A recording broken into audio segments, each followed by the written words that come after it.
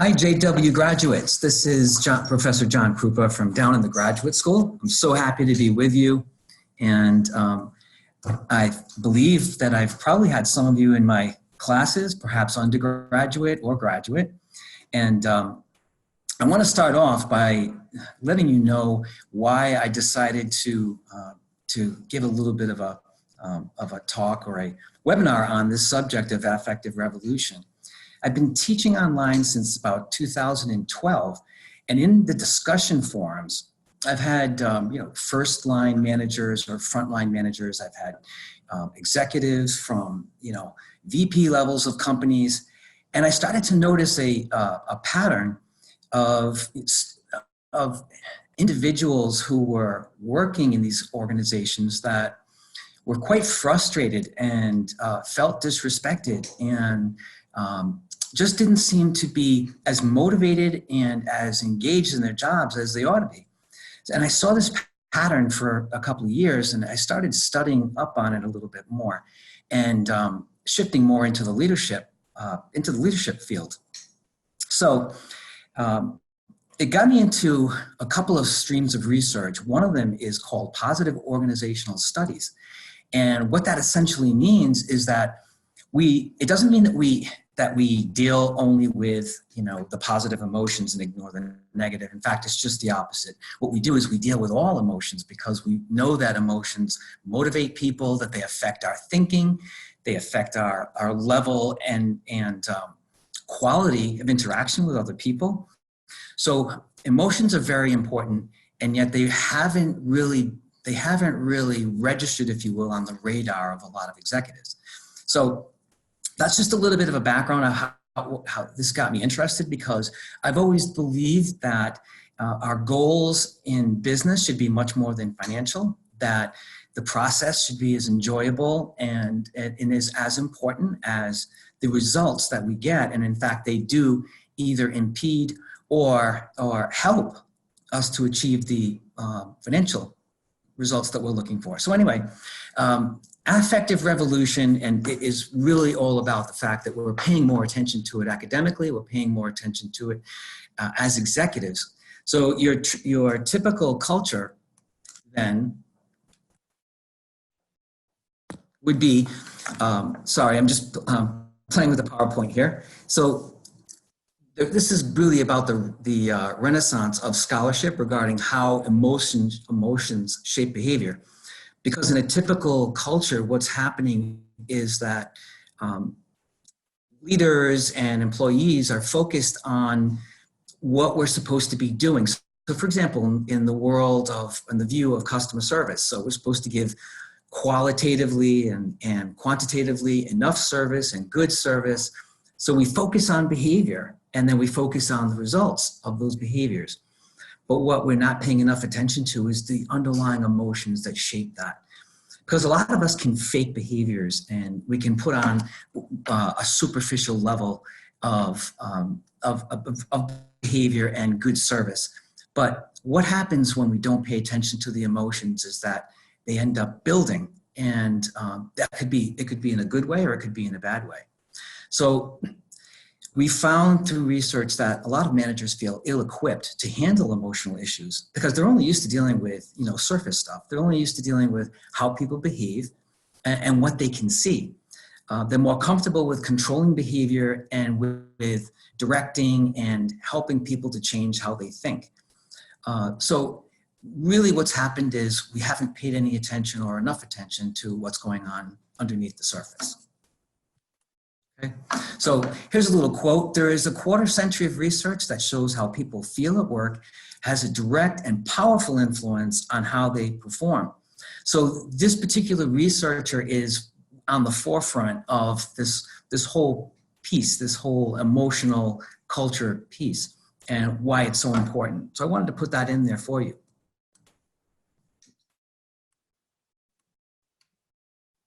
Sorry about that. I'm just dealing with these. So here's your typical culture. And so at the surface, we see all of our artifacts. We see the things that people are doing. We see how leaders behave. We see the pictures on the wall. We see, the golf trophies in someone's office. Everything that's observable is what we call the artifacts. Then we have what leaders espouse as their values. So these are the shoulds, right? This is, we value the customer. We give them immediate attention. We want to be efficient. We want to keep our costs in line. Those are the things that they talk about. Sometimes these espoused values are real and sometimes they're not real. What I mean by that is we might say that we value employees and we value their growth and we value their voice, but in essence, our management styles and systems don't really back that up. So the espoused values can be different than the real values. So I just want to point that out. But those are still things that are talked about, and they tend to be seen in the collective behavior of leaders in organization. Then we have what's driving all of this, which are our mindsets and assumptions. So these are not directly observable, but yet this is where the root of the problem is. So for example, a belief that we may not want to deal with is that profits are more important than people, or that the reason that we value our customer is because they're really the object or the means to an end of sales and profit.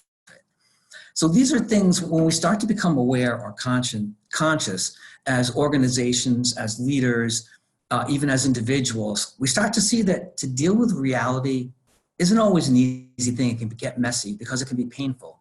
It can be painful to admit that some of our assumptions and some of the things that we truly believe are not helpful. And they're quite outdated. And so personal change is something that we don't always like to come to terms with. So those are the basic levels of a cognitive culture. So as I mentioned a little bit earlier, this is really an outgrowth of emotional intelligence and all of the studies and research that's going on in the positive organizational studies area.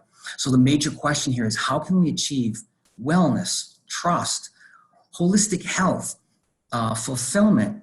How can we achieve, for example, more happiness in the workplace? It does not mean that we're removing challenges and that we're removing frustration, that we're removing, anger even, or fear. But what we want to try to do is bring the negative emotions down or decrease those, and at the same time, increase the others.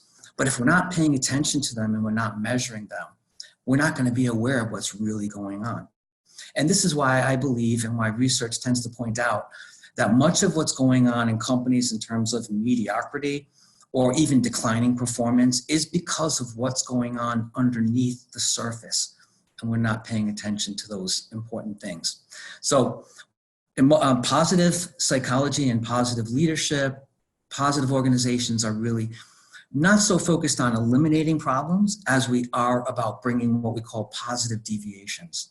Okay, so we're not just talking about eliminating losses or gaining a profit. We're talking about making a profit so that we're able to be more socially responsible as a corporation or as an organization, so that we can serve our communities, so that we can do more to help our causes and do more to help our employees. So that's what I want you to get from this, is that it's really about not just eliminating problems, but it's about bringing us into a new dimension, a new paradigm of positive states of mind, positive states of emotion. And based on what we know from research too, we know that this is going to make us more profitable as well. So ironically, when we pay attention to people and we pay attention to the entire person, this is what I call whole person leadership. When we pay attention to what matters to them emotionally, that's the heart, but the spirit represents what's purposeful, what means something to them. People, particularly millennials, want to connect with something beyond themselves, and they want to see their companies transcend self, if you will, or the organization, and do something great in the community and do great things for customers. They want to break the status quo. They want to feel like their time is well spent. So they also, in terms of the mind, they want growth, they want challenge, they want to be part of the planning process, they want to have a voice, they don't want to be ignored. And in terms of body, that represents that they want to feel good, they want to feel healthy. they don't want to just feel, stress all day at work. There are stressful times, but then there is a culture of stress, which is prolonged and chronic. And that tends to release some very dangerous hormones that can create health issues, mentally, physically, and in many ways. So they want to feel good physically, which obviously all of these are interdependent and they affect the others. Okay, so some of the benefits of a positive culture are employees, and this is all the stuff that we talk about. This is all the stuff that leaders talk about and why they spend so much time training people. Employee satisfaction, commitment, and engagement, and accountability to each other. So we're accountable not just to our bosses, but to our peers as well. And we want to know how our customers are. In the academic environment, I want to know how my students feel. I want to know if they're engaged, if they're enjoying the material, what we can improve, and how we can get better. So we're also looking for customer satisfaction, but beyond that, we're looking for wow. We're looking for delight. What is going to make our customers say, wow, I cannot do without this company, or I cannot work with any other salesperson besides this individual. Quality, service, and products. Our quality tends to go up, productivity goes up. Oh, and by the way, one thing I want to mention here too is we're constantly talking about customer engagement, because customer engagement is linked to sales and profits. However, that's a two-sided coin that we've been ignoring for collectively, I would say, in commerce, in business.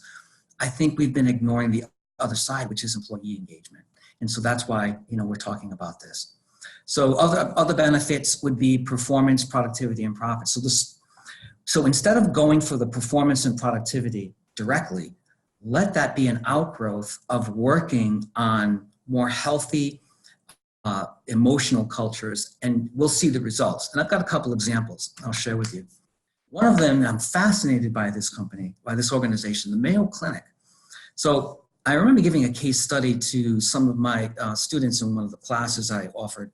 And I remember reading this and thinking, wow, if companies could be like this, how awesome would that be? When's the last time you went into a hospital and somebody, came in like a pit bull and threw you out at 8 o'clock at night because they said visiting hours were over? Okay, what kind of value system do they have? Just stop and think about that for a second, right? You're dealing with sick people, and one of the things sick people need is they need compassion, they need affection, they need caring.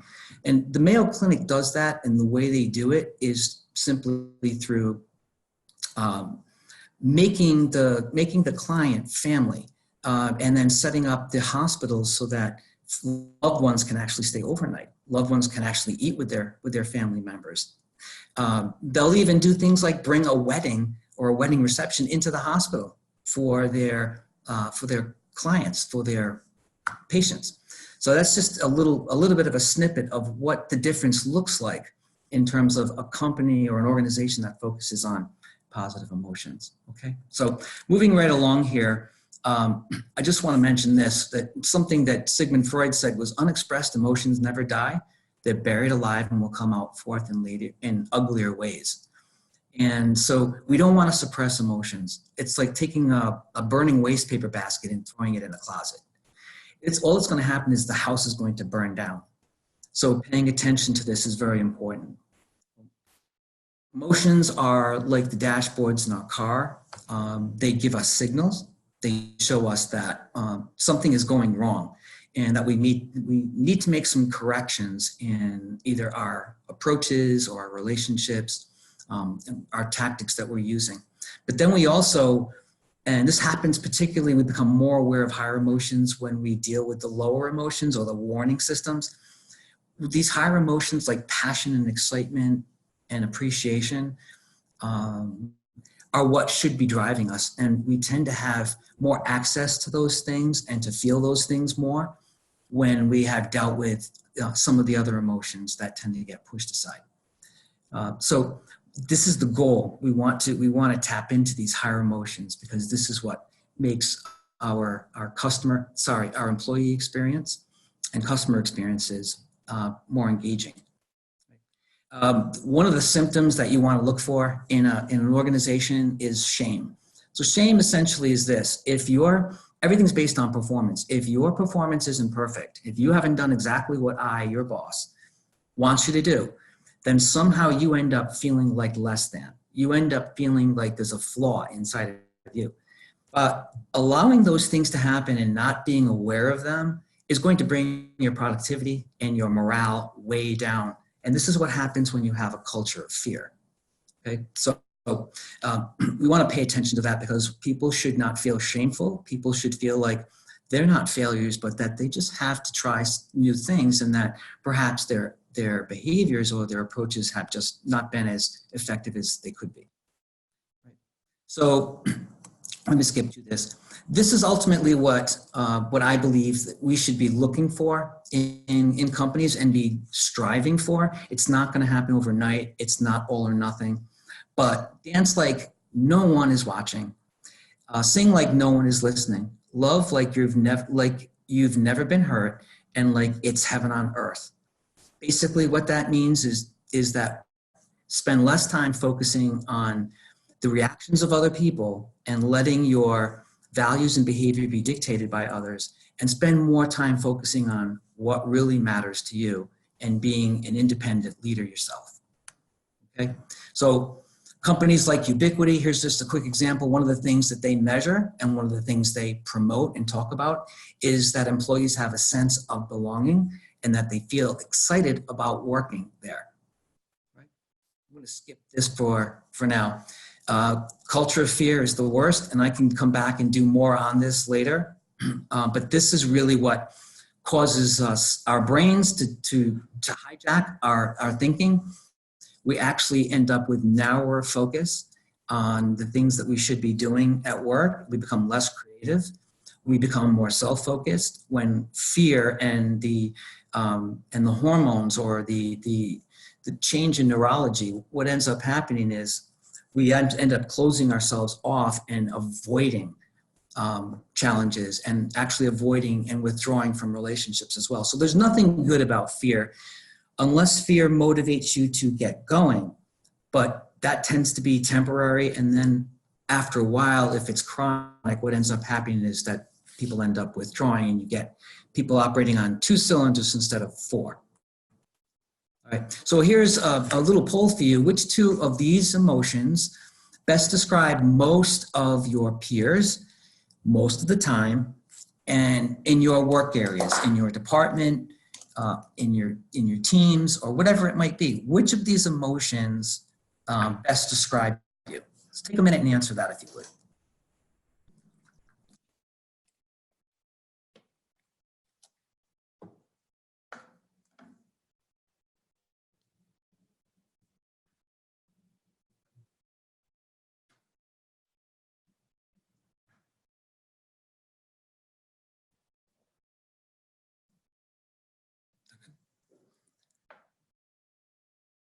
I'm going to end polling in just about 10 seconds, so if you haven't gotten your vote in, please be sure to do that.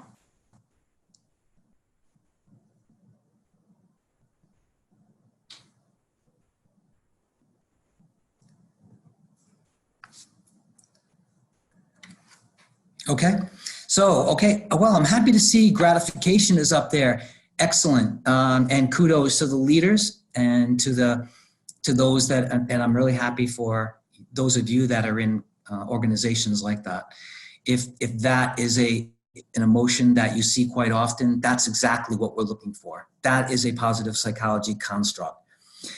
Too often, I happen to see discomfort, anger, and fatigue. Just as I mentioned, starting off this webinar, that is what I've seen in the discussion forums, and that tells you that you have way too many of these negative, if you will, deviations in companies. Okay, so companies like Zappos and Whole Foods, Southwest Airlines, they're starting to focus on the positive stuff, on the loving, on the caring, on having fun, on enjoying. So let me ask you this: which 2 emotions would best help your organizations to thrive? So if you were to say, right, we want to actually thrive, we want to actually connect with each other, We want to be in a positive and a fulfilling state. Which two of these would be best?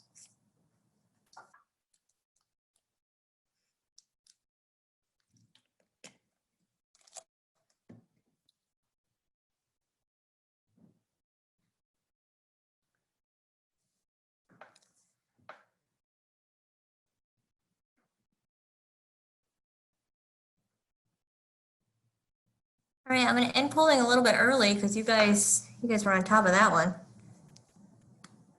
All right, interesting, huh? Look at this. You want more of the gratification. You want more strength. That is exactly what positive leadership is about. Positive leadership is all about leveraging virtue and strengths, and those things are all internal. And we can develop those things, and that is what gives us emotional. That is what provides us emotional motivation and also intrinsic motivation. Here's what I mean. You see the nice little slides with the kids playing and the dog and all that stuff? I didn't do that because I just wanted it to be fun. I actually did that because a state of playing and being who you are is the natural state. Not being afraid of losing other people's approval, of losing your status. Those are the things that stress you out. So leaders, if you are a leader and you're listening to this, please pay attention to this. We want our people to be inner directed. We want to focus on values, core values that we all agree on, that are inside of us. And because we want people to be in these types of states, just like you see on the slides. Okay, so great. That's what you want, strengths and gratification. But unfortunately, sometimes we become robots at work because we become compliance machines, and we try to please people. So yeah, here we go. This is what we look like. We look like a bunch of robots.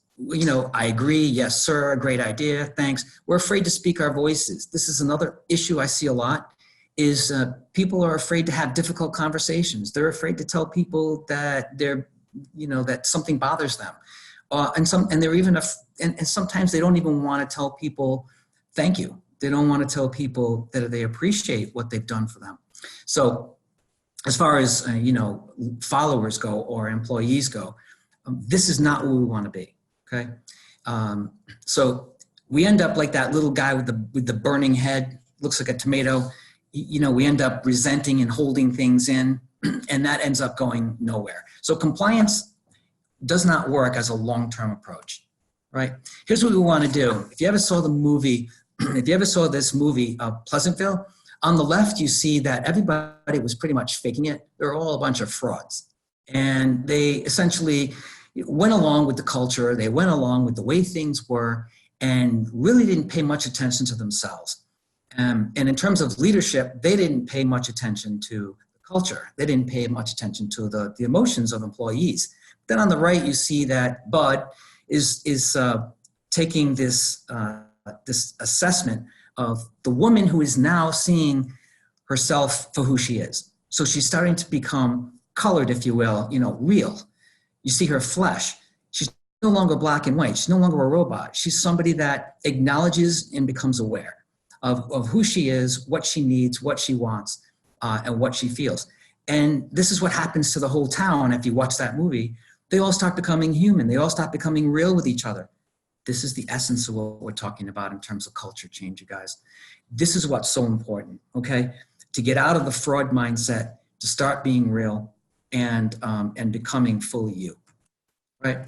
I won't talk about Vail Resorts. We really don't have time for that. And I'm happy to come back and talk more about any of these topics or about change, how we can change cultures to become healthier. But I just want to mention here that happiness matters, that our emotions matter, and we need to start measuring them. That's why I put that nice little device up there that you probably see at your gyms. That's just to represent that, okay? We don't want emotional suppression. We do not, because emotional suppression leads to mediocrity. And the last thing we need in competitive markets and competitive business today is to be mediocre. What we want to shoot for is greatness. We want to shoot for companies that are not only expressive, but that are creative and innovative and highly competitive in terms of their industries. So that's a quick overview for you. That's about all I have for today. It's fast. I didn't want to take a whole bunch of your time here at lunch, but I will let the powers that be know that I'm happy to come back and do any more that you would like to hear about. Okay, thanks so much for tuning in and paying attention and listening to this webinar. I appreciate it. Feel free to email me at any time as well with any questions. Oh, it looks like actually we might have one chat here. Let's see if there's a quick question. Just saying thank you. Perfect. We do have one question regarding if this webinar will be posted online or how can we access the PowerPoint. You will probably be receiving some sort of follow-up email, which will have a link to the recording of this. Of course, you can always reach out as well if you don't receive that email to make sure that we can get you the recording of this and we can go from there. But that's a great question. So keep an eye out on your email and, you know, keep an eye out for future upcoming webinars. But thank you so much for joining us. I hope you guys have a great day and yeah, enjoy the weekend.